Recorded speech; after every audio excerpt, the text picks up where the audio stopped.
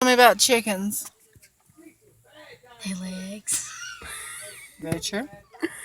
What different kinds of chickens do we have? I'm not a smart kid.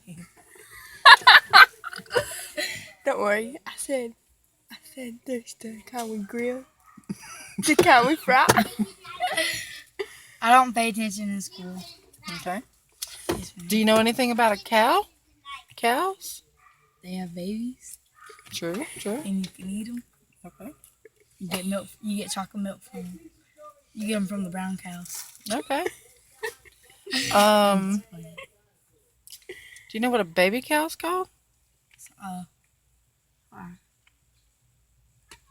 Calf or something? I don't know. You know what a baby chicken's called?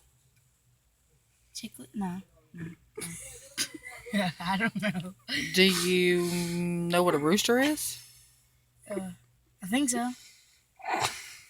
It's a grown chicken. A grown chicken? Yeah, true. Okay.